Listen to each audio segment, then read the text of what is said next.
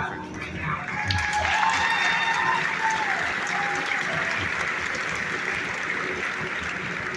Okay, final thing we're going to say. There's amazing representation from local and state government officials here today, and we are going to continue working together. That jurisdictional integration and cooperation is critical to us getting through these hard times. So we're going to stay loud, we're going to stand firm, and we're going to stand together with you all. And we'll get to your questions now. Let's go.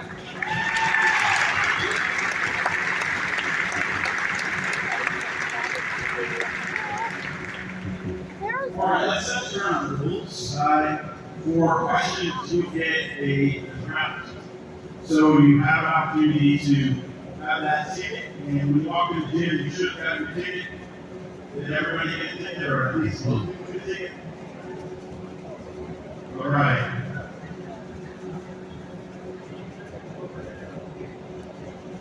No tickets over here. Did we run out of tickets?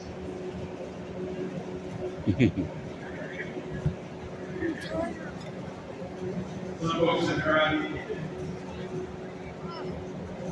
If you didn't get a ticket, you can raise your hand. I'm trying to get a ticket out there. What we're going to do is we're going to pull that out. We're going to three numbers out at a time. Just to allow enough time for folks to get the microphone to you. We'll read the number. And so after we come back to that microphone, you can ask that question. Please keep your questions short so that more folks can get their questions in for the Congresswoman that we have this conversation this afternoon. If you do not get if your number does not get called, please don't yell at your questions. We exist in a space and place right now where civility sometimes will happen. And we want our communities to be a place where civility still does. So I ask that of you today.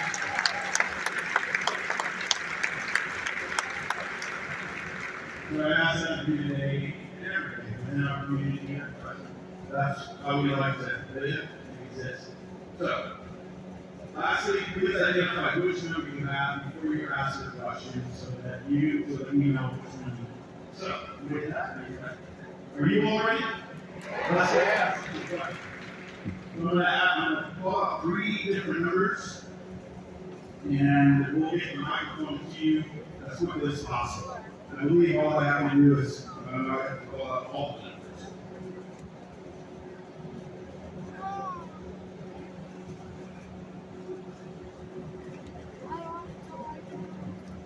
All right, let's see if we do 7809, 7577, and 7590. So 7809. We have 7809, 7577, and 7590. Okay, go ahead and stand up when you have a number, and at least we have a person with a mic. So we have one here, one up there, and then say your number right before you. And then we have one over here.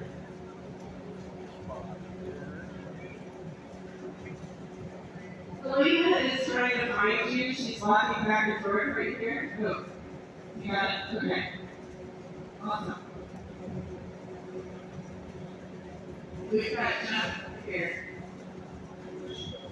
Oh.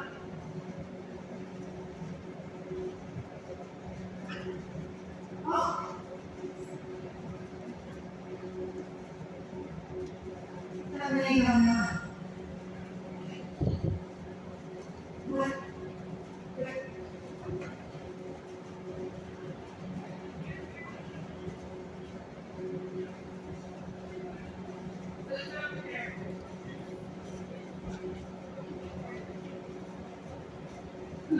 Our sound person, we need to make sure that it's here. Yes. Go ahead over there. You know my number? Yes, please. 7590. Good afternoon. I am a Marine Corps veteran who recently finished out of service.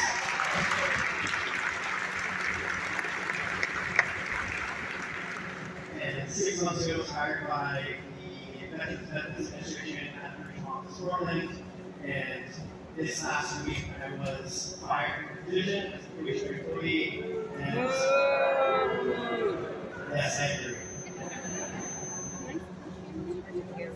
Despite my fourth evaluation showing that I achieved the highest level of performance throughout all of the evaluation periods, I was fired from my fourth. You work at On Point? I do. I'm the branch manager at Gresham. I'm a counselor for Wood Village. Oh, cool. Yeah. Where's the Gresham branch at? Off of Civic Drive by LA Fitness, the Gresham station. Okay. Yeah, it's the largest. Federal employees required in the probationary period, and what action we might be able to take, or what assess you see as motivation for this as I was going to be fired, and in my opinion, I was lied to by they said that I was not adequate, whereas my superiors would. Yeah, no, thank you so much. So I have the privilege of serving on the Veterans Affairs Committee where we did Tracy Barrett. And in my line of questioning and all the questioning, it actually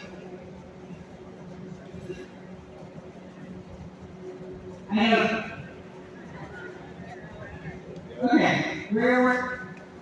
sorry, okay. So Tracy, it's like we're driving through cell territory right now. So Tracy Barrett was clearly not willing to answer questions. Gallup verified our concern that there was not real performance basis. It was a letter that was sent to everyone. So first, I'm so sorry that you are on the receiving end of this. 1,400 people received that email. And the federal judge has temporarily stayed all probationary time rates, and we're hoping that those will be called back. And part of what they used to validate that action was the committee hearing and the questions and the answers. They clearly didn't hear that were sufficient. So, and thank you for your service. Thank you for being willing to do this work.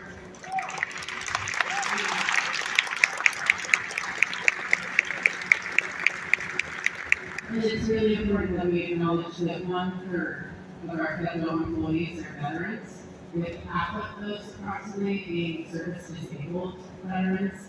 It is a travesty that we are in this position right now, and I'm doing everything I can to fight this, and I want you to have your job back, and please get in touch with our office, because we would love to share your story personally so that we can make sure people understand.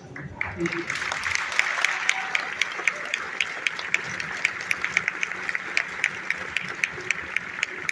Yeah, Elena, are we ready up there now?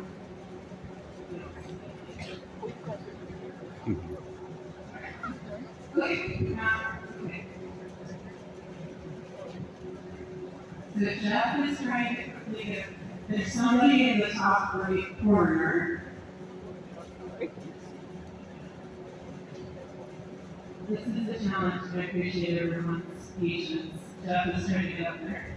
He's running. There you go, Alex needs to be working.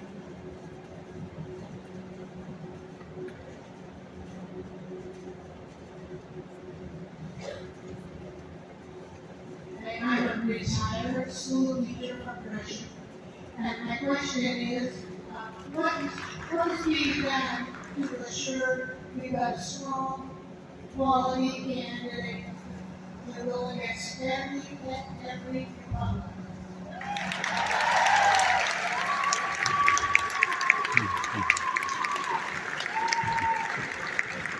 Thank you so much, Jeff. Before you get too far away, we need to know what her number was. And yes, and so thank you so much for your question. I need to.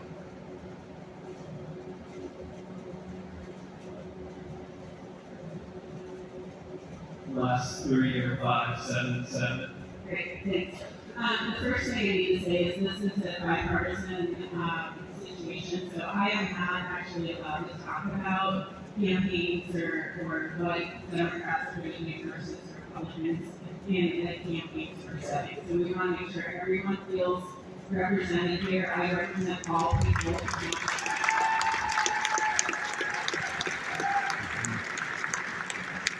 And if you go to MaxineForward.com, you can send me an email about your campaign and any questions. Especially in this area, and I was thinking about Elena, there was that person right there that had the other number.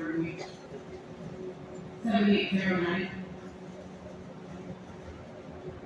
Oh, there's more names. That's the question. Okay, let's go to the next one.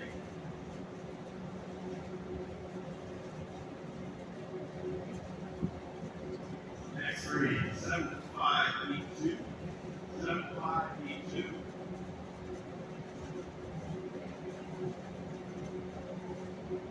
Right here, 7582, as you're going up there, it's 7822. You have to stand up unless where you are correct. Next number. So make sure you're here. 7822. And the last one is 7655. 7655.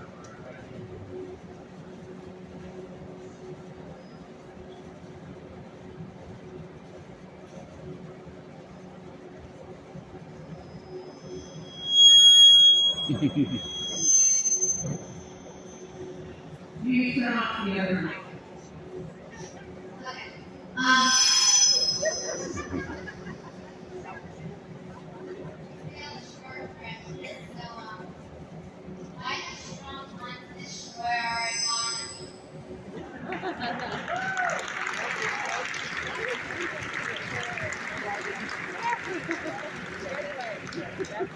So first, thank you so much for being willing to ask the questions. Such a big group. That's great.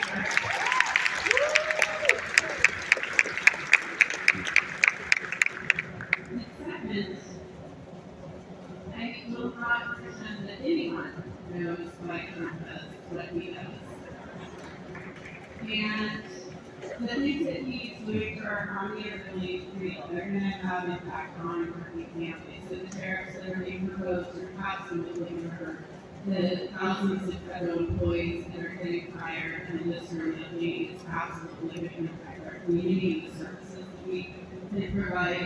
The lack of support for our farmers and the farm bill that he is leading is going to be very concerning for us.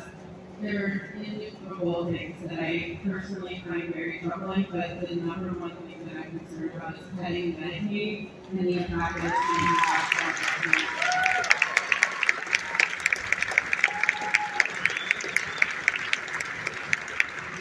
when people don't have access to health care, they can't be healthy.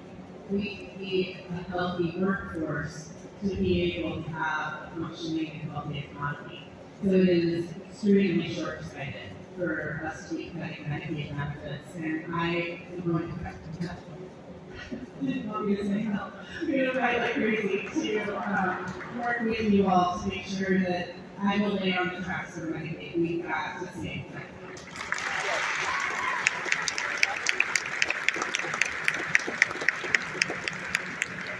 All right, I know we have questions right up front here. Oh, they're already there. Hold on. It's 5-5. I'm a mom for at least 90%. I'm very alarmed with this along with the lumber industry for a couple of years, and especially hospitals. Especially since we seem to have a person who is a non-citizen, last I heard he's a leading internationalist, who seems to be running our government and our elected president's side.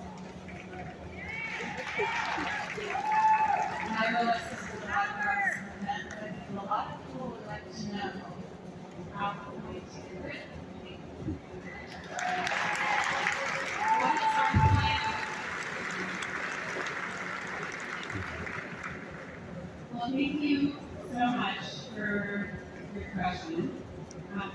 It's citizenship. That's not for me to know, but I have heard he must have Canadian citizenship, and they're trying to promote that. But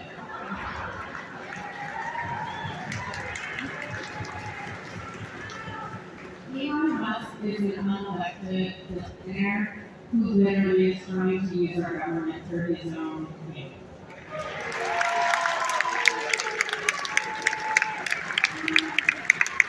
We are at extraordinary risk right now. Billionaires are going to possibly take over our government, and they are already disproportionately needing federal tax dollars, and that is going to extremely increase over the next coming years. This is all about them, and Trump is absolutely an accomplice to it.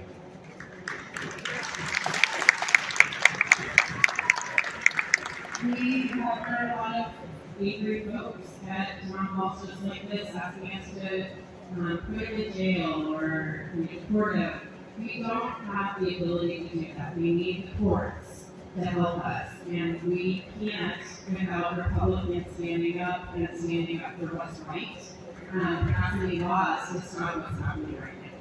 So we absolutely need each and every person to let us know that you do not support an unelected billionaire as a government employee.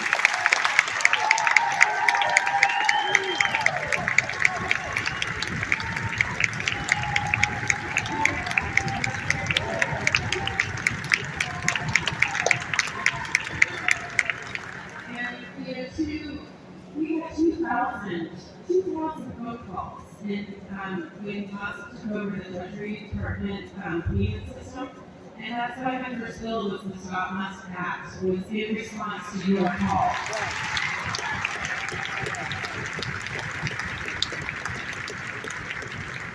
Now I recognize it doesn't likely have a chance to passage, but we have to stand up and say what is not being said on the other side right now. It's stand firm together on this. This is not how America works. We need vetted individuals in the cabinet. Elon Musk was in the cabinet meeting standing over everyone this week, saying that government shutdown is a great idea. That is absolutely the worst possible outcome for this. And I know that there are some people who say burn it down, let the government shut down, but make no mistake. If the government shuts down, all of us are harmed. The courts aren't funded. They can still fund ICE and Homeland Security efforts while the courts aren't there to protect us. We cannot see a government shutdown as a good outcome, and when Elon Musk wants it, we've got to fight for the opposite.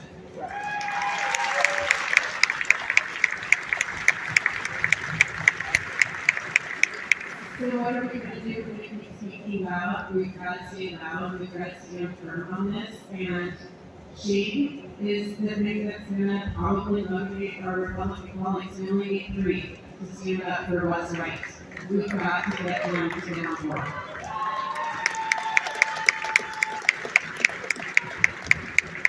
I wish I had a better answer.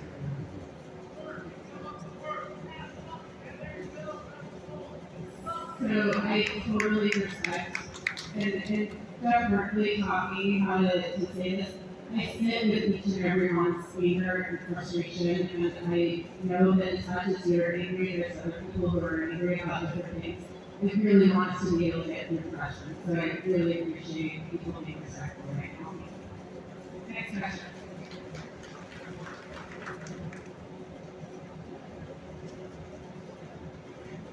Call out 7582 one more time. 7582. We have 7582.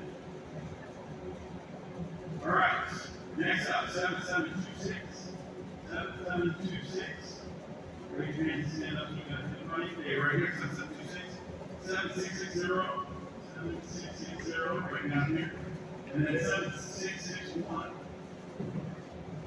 7661.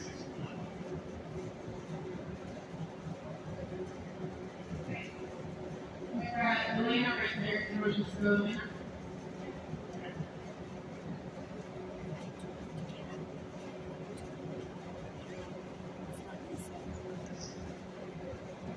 My name is Dave. I've been in Portland since 1988, and I'd like to know how the federal government is going to protect our country from Russia's cyber attackers. You all right? Russia is no longer considered a bad actor in the agreement.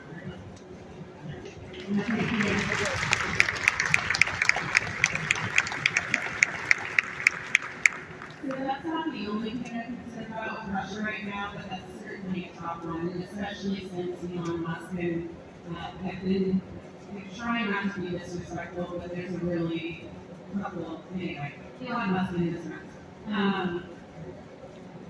Them having access to all of your most personal financial information and your information is very concerning. We have completely removed protections, and it was an illegal accessing of that information. So 1,000% what you're saying, and I know that's not going over, but is really a critical issue right now. Again, the problem is that people in power will not let us stop that. The courts are the ones who are stopping that. So the Treasury Department information, Social Security information will stop, but that does nothing to stop Russia right now. We also, I don't know how many of you saw the interaction between Zelensky, Maxine, and Trump. I just want to be extremely clear. Ukraine gave up the third largest nuclear arsenal in 1994 in exchange for the United States and Great Britain standing with them in their democracy and protecting them for the long term. And what Trump is doing is destabilizing everyone's security, the world's security. Voting with North Korea in a UN resolution is an extreme reversal. The world is on its head right now. So yes, I'm concerned about cybersecurity here at home. I'm concerned about my children being sent to war that never should be started.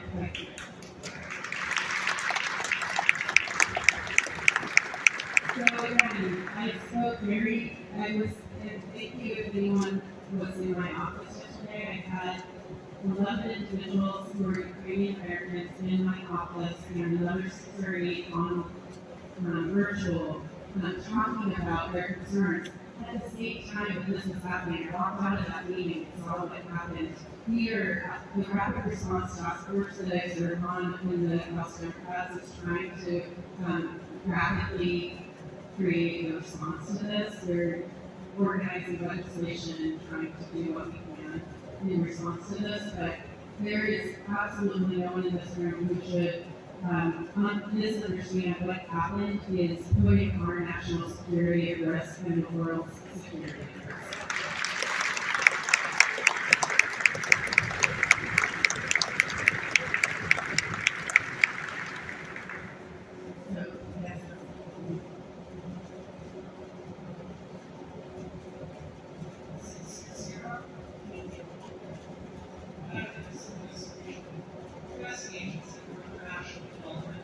U.S. Department of Education, the National Institute of Health, the United States Department of Agriculture, Medicare, Medicaid, Department of Agriculture Inclusion.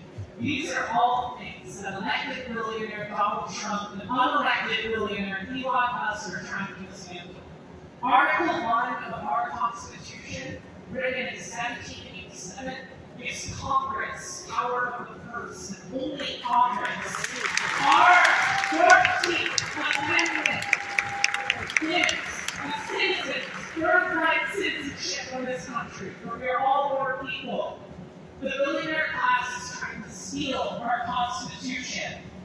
They are trying to end presidential term limits, take away freedom of speech and press. I need to know that you're aware this is the time to consider drastic action.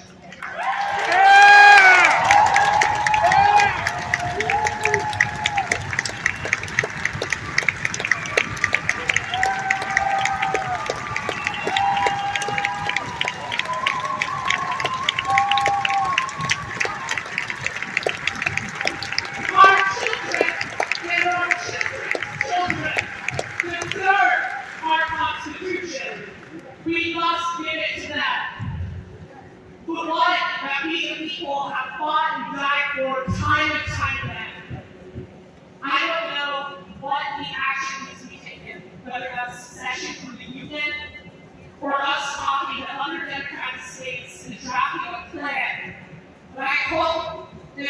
across political bodies, not just across state lines, but across parties.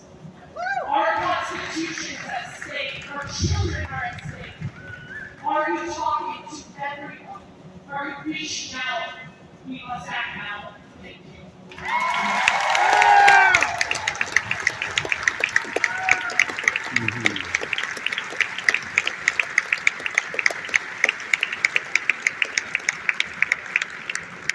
Thank you. You literally started making me cry listening to you because it resonates so much.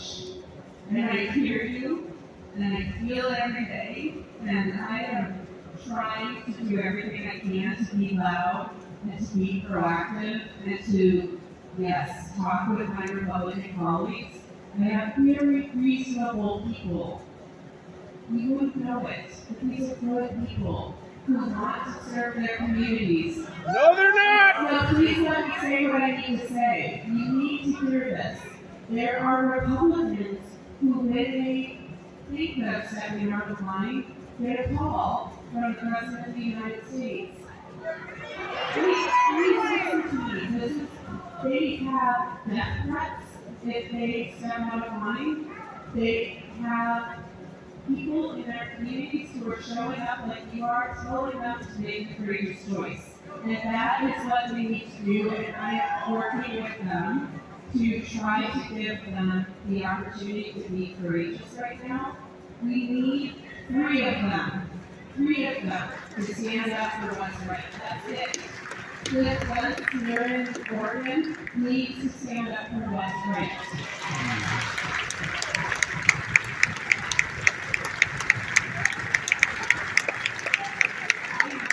Yes, we are talking about unusual ways of trying to solve this problem. I honestly don't accept succession as the complete answer to this, but maybe we're interrupting it to some very unprecedented. Everyone keeps using unprecedented, it's overused at this time. This is truly a constitutional crisis. We have to fight for this country.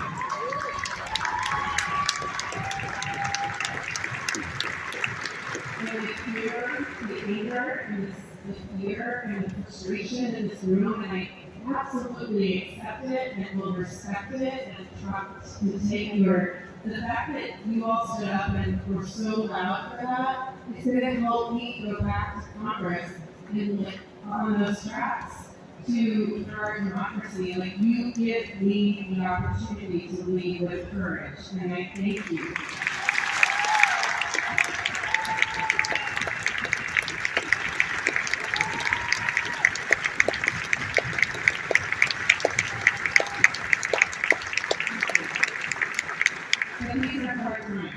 And so, I'm not going to tell you to take a break and take care of each other. I've heard people didn't come here to be told to take a break, but this is a relay.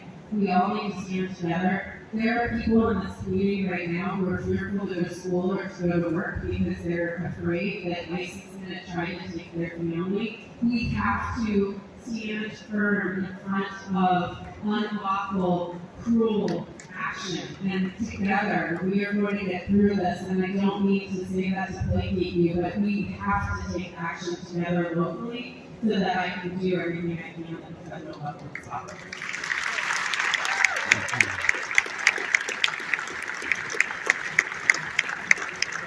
I'm sure that was not fast enough for you, but we're going to go to the next question.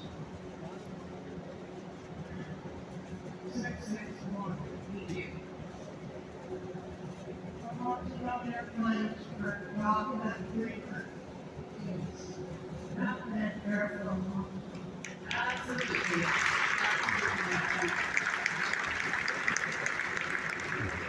And I'm opening up my amazing team's notes of all the bills that. Oh, sorry. The question was, what am I going to do to protect our DACA and dreamer members of our community? So my team anticipated this question, so I'm going to read off all of the bills that we are trying to get across the finish line. Again, we only need 3. The Bipartisan American Dream Promise Act was introduced this week, and I'm a proud original co-sponsor of it, that provides dreamers a permanent path to citizenship.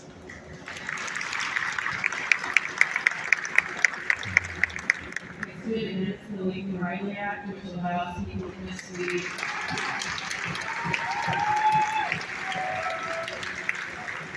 It is an egregious bill that allows people just to be accused of minor crimes and be deported. And it passed.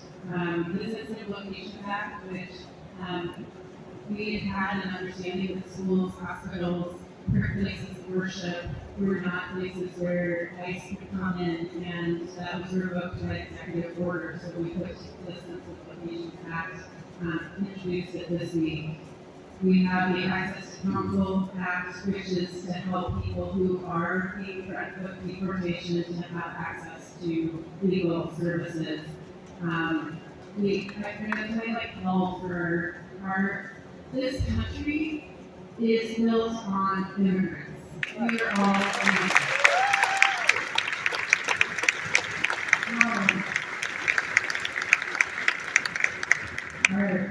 Obviously, the Native American populations are also being threatened right now, and they are the only ones who have come to this land that is bringing more.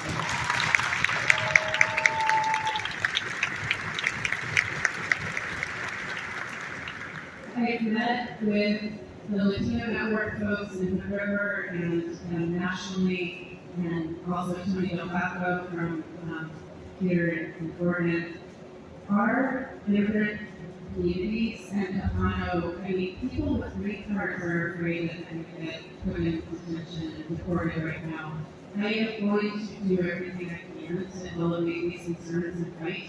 We have amazing case workers on our team. Elena and Jeff were handing out the mics, who are both bilingual and are ready to help with any immigration issues. We're going to do everything we can locally, but we've got to all fight like hell internationally, obviously too. But I think strikes potentially may happen. We do believe that collective action for our worker and immigrant workforce will help us understand the importance of their work in our communities. And that's not for me inside, but I am hearing that people feel so hopeless that collective action is where we're headed. We won't have housing being built. We all know we need housing in the state. We are not going to have lower grocery prices if no one is harvesting and picking and taking care of our farmers in our fields. We are not going to have anyone helping with EDS in the hospitals and in tourist industries when people are clean. And the number one group of people who take care of our elderly and our children are immigrants. So we have to stand together for this. We know we're not going to have legal status right now, everyone's here. So please, again, we have to stand together. We are going to do everything we can to get through your elements. Again, I'm talking to people because I know they care about their communities. We just need them to stand firm. And town halls like this are absolutely part of where they're getting pushback. And I'm also being told that Trump's telling them all to stop having town halls. So we have to demand interaction with our representatives. So please, speak out and stay up. Thank you. Back over here, hoping more people can hear me. In some areas, we only heard about 30% of what has been said. And I feel like the way the executive orders are going and our government is peak of what is happening to our society in general. And I'd like to hear from social scientists, sociologists, psychologists, political scientists, and economists to diagnose and prescribe what the society can do to start building back up, just as doctors prescribe and inject us about COVID. We have societal issues that we need to address, and we need expert guidance. Thank you. So we absolutely have it in our responsibility to this, right? And I'm not one of those experts, so I'm not gonna give you my theory, I certainly have some. But I think the undermining of our education system is one.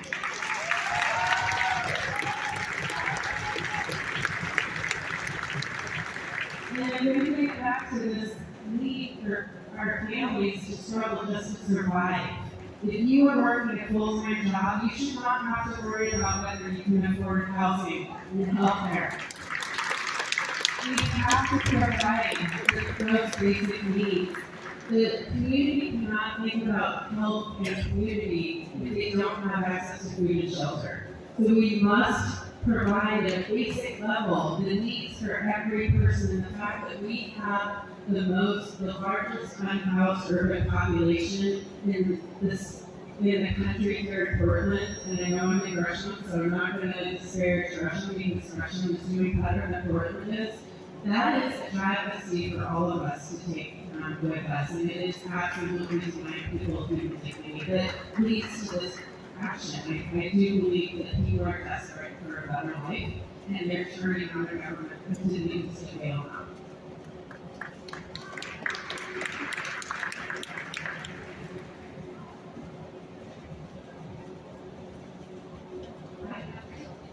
This is not people will be right. Tickets and the 772. So I'm going to get back to the net. Yeah. Social Security. And that is, yes, I'm very concerned that those are because we are ready for the severe homeless problem.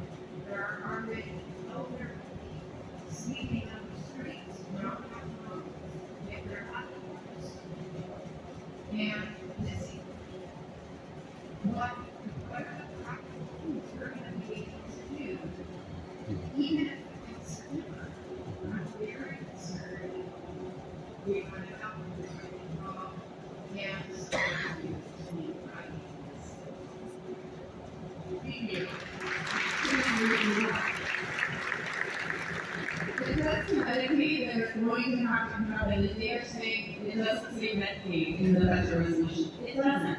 But it designates $880 billion to come out of the Energy and Commerce Committee, which is where Medicaid is, and there's no other pot of money that can possibly fulfill that expectation of $880 billion over 10 years to cut. So Medicaid, make no mistake, is what they are going to cut. They talked about work restrictions and other things. That doesn't get to it. It will be about 50% of Oregon Medicaid people covered by Medicaid that will be cut. We are also hearing people say if they earned it or if they deserve it. And I worked hard with my colleagues to expand Medicaid coverage to undocumented Americans or undocumented Oregonians. And I am very clear that that's part of what they're going to withdraw. So if they withdraw federal matching for Medicaid, which is an enormous amount of the funding here in Oregon that allowed us to have the lowest expenditure rate in history in the last 2 years. If we pull that, that is going to be, we're not going to accept the full cutting of Medicaid. So our state lawmakers here are going to have to figure out where is that money going to get pulled from? And we all need housing and education investments and all those other things. So this, even if you are fine, you've got great insurance, you're not worried, you will be impacted by a cut to Medicaid, make no mistake. So we all have to fight against this budget. This is a tragedy that cannot be allowed to move forward. And that's why I said, like, the Medicaid cuts, I'm going to lay on the line for that. And we have to get others to lay on that rail kind of with me.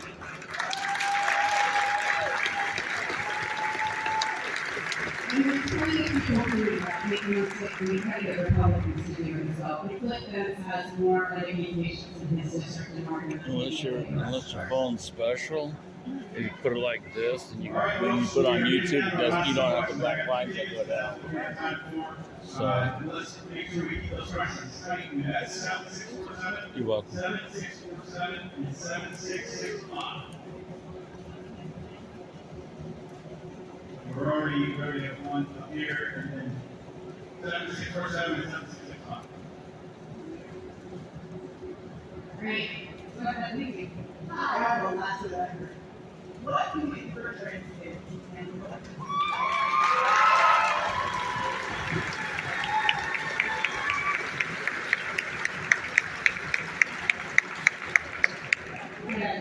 Without question, I am 100% concerned about this. Again, with my the question is open. The question was, what do we do to protect our trans kids? Right?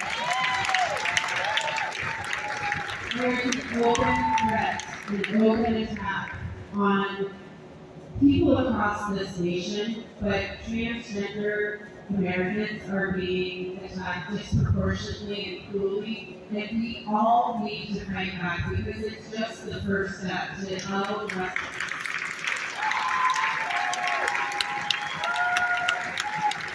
This cannot be a partisan issue. These are people and they deserve the same dignity and rights as everyone else who.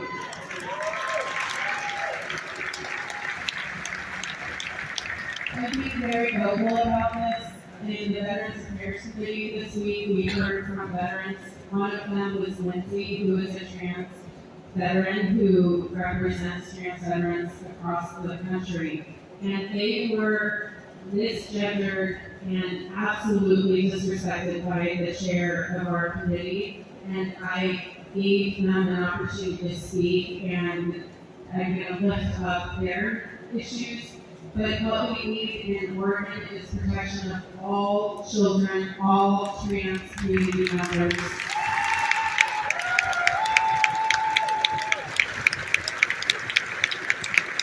Dan Wakefield is an amazing attorney general. He's fighting like hell. There are court actions happening right now. Dan talked about this on our telephone call last week. So you've got a governor and an attorney general from the state legislature that's going to fight like hell for our trans community. And I will continue to fight like hell at the federal level. But we all need to stand together on this. Please do not let them other our trans community. It's extremely important.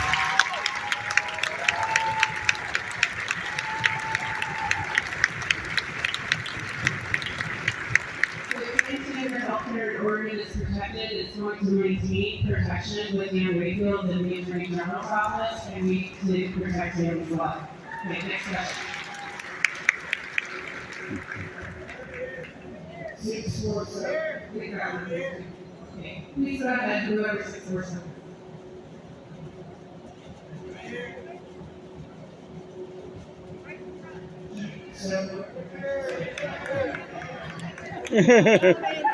Yo!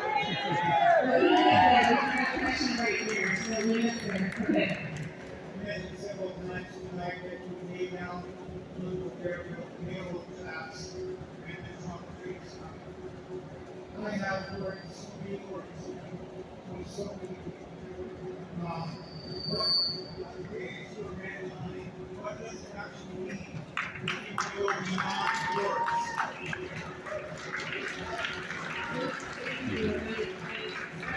Sorry, the question was the proverbial rail lines that I'm going to skate or fly across are just words. What am I actually going to do, and what sort of action am I willing to take? Did I get that?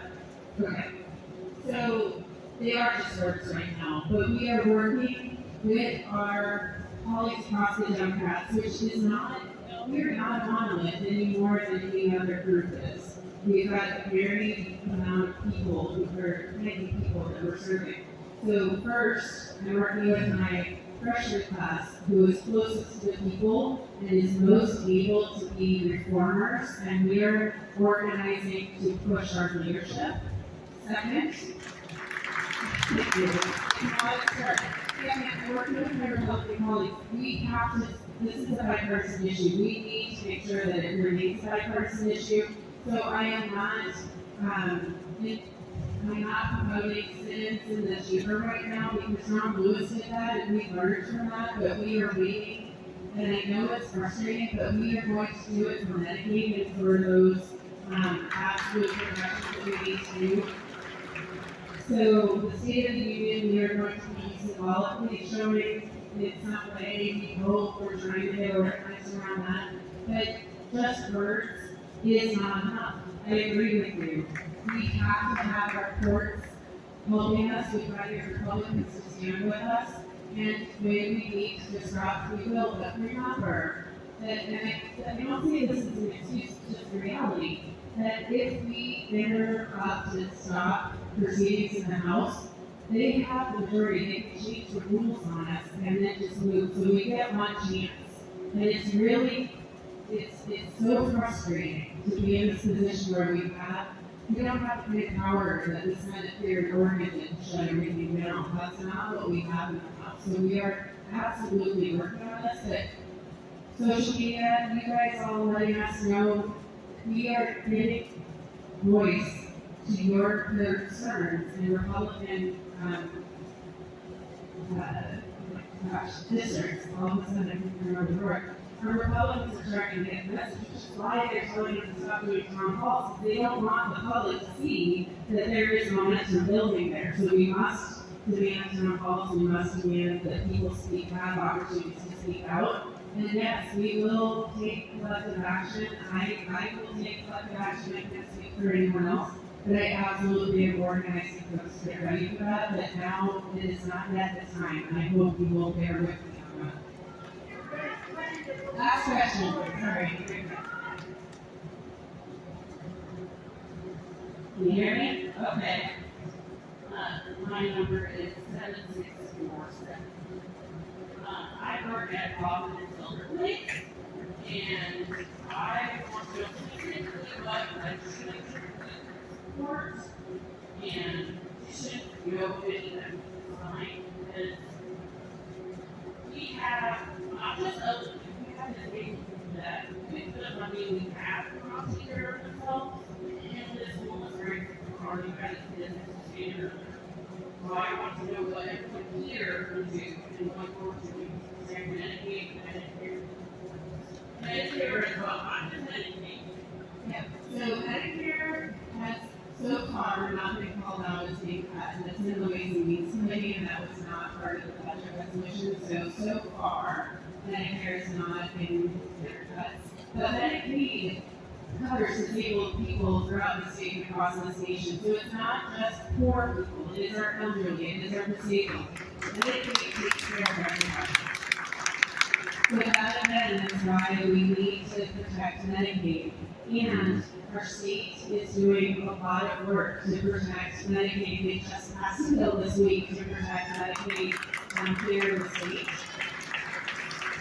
So we have to work across our jurisdictions, and I can't tell you to organize or to do anything. That is not what I'm about to do. But what I can do is identify that there are groups who are trying to organize, and please find them, and please support them, and please make sure that they amplify your concerns, but also share your concerns and your stories with me. I would love to understand what is the impact on Medicaid costs going to be in your place of work, and send that to me so that I can elevate it. I told the story of Susan from Sandy on the floor this week, and 1,000 people, I think, almost have watched that. We just need to continue to talk about what's happening and then amplify it.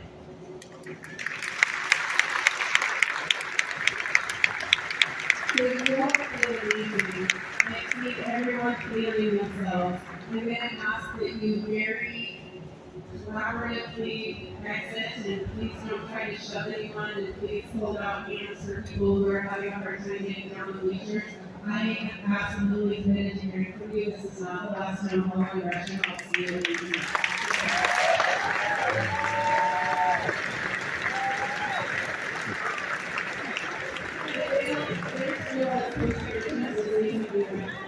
folks will stay from here, so all these things you want to start moving out. I hope he has included. I just want to thank you all for coming. What she said. And I do want to thank all the members of the Hey, how you doing? Enjoy All right. It's all right.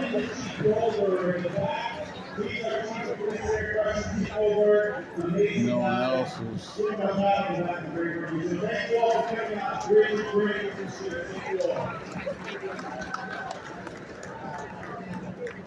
If Yeah. we can make it up there, when I did the thing with them, when I talked to them before, they told me if I could make it up there, I could meet the congressman. Okay.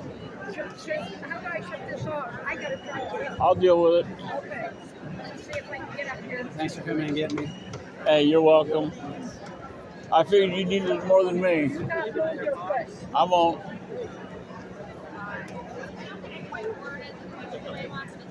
Honeydew list. I can just worry about it.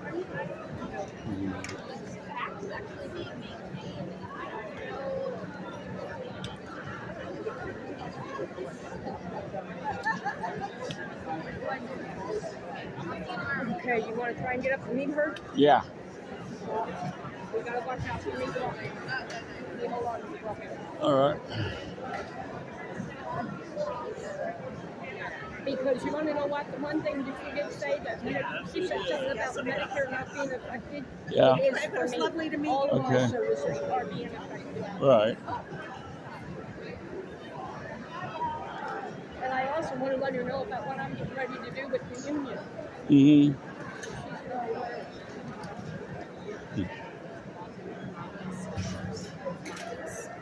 Which is Republicans and Democrats together in Congress, meeting if and with those. So, you guys. Great talk today. Hello. I need to make the congressman aware of what I've been invited by the home care union here locally, the 503. They're getting ready to set up an event at the convention center, and they have personally invited me to tell my story there at that event. It's going to be scheduled for March. They're working on getting it scheduled. And then they're going to be sending me an email. The person who does the political events organization for the union, he's going to be sending me an email to get me registered to tell my story. And I was at the town hall over the phone with you guys recently, and I've also called and talked to some of them too. All of my state benefits has already been taken effect. I'm losing my subsidized housing, Medicare, and Medicaid. I'm losing my ID services because I'm functionally developmentally disabled person. I'm on the DDD program, brokerage services. I'm losing it all.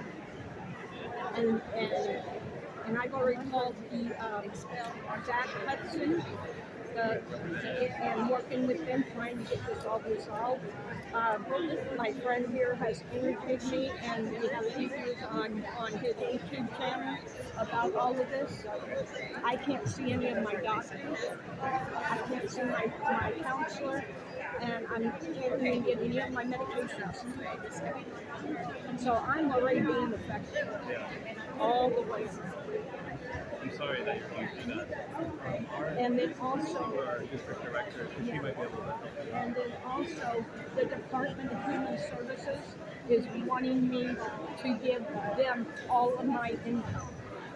My survivor benefits, my disability tax, and my husband's pension.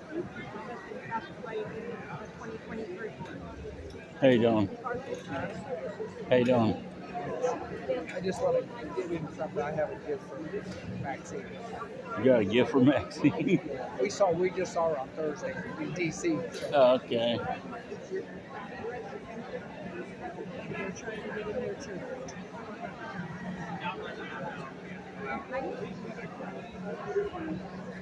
Well, you can go sign it there. Yeah, we'll be a little closer than over there. Yeah, there will be out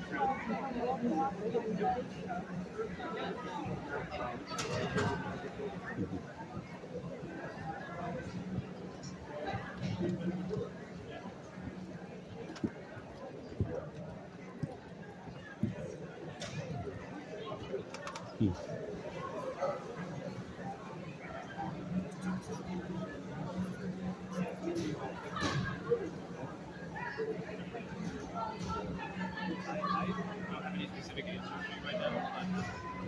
Call us on Monday and I'll talk to my here and see what.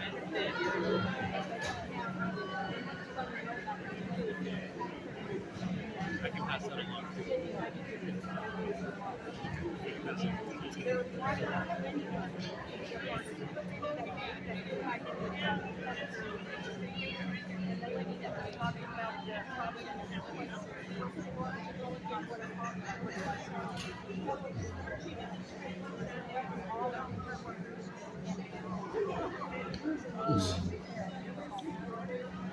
I'll reach out to Rock. I'll do some work. I've asked, but I don't have any answer for you.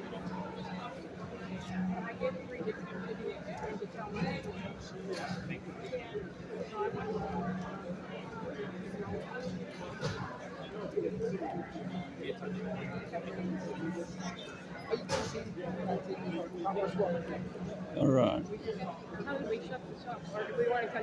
And I see everything's small on mine. I don't know if I can even post it on my Facebook page.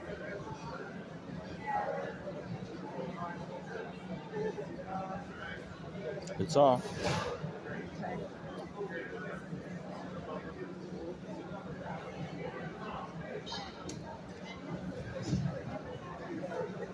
Here, you want it?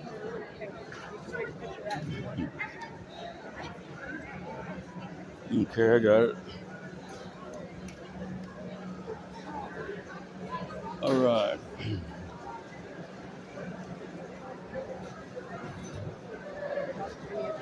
Uniform people.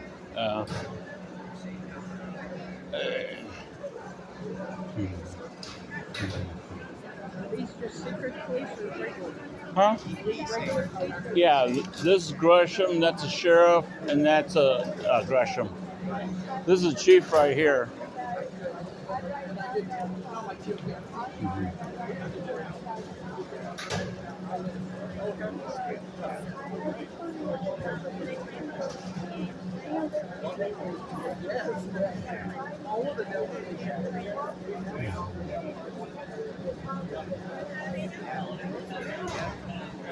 Yeah, no, you're right.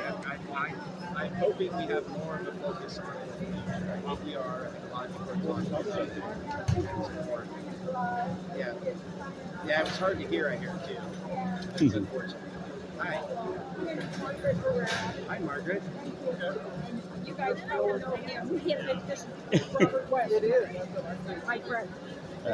I probably should know, but I probably don't. I'm a cop watcher. Oh, nice. Okay, now I do. Now you're so familiar. Okay.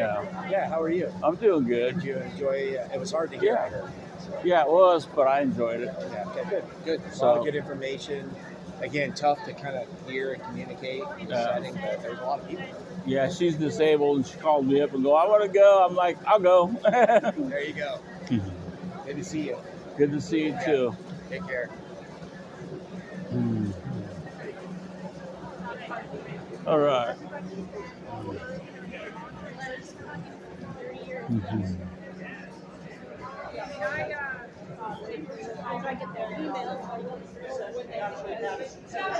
Okay. All right. Let me walk behind you. I'm studying for Portland and district reporting in different districts. I just decided on my way. I did not like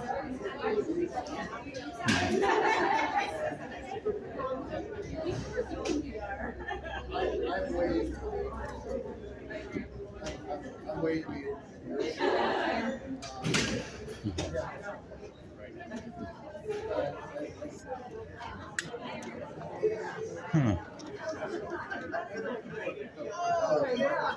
Yeah, we're over here.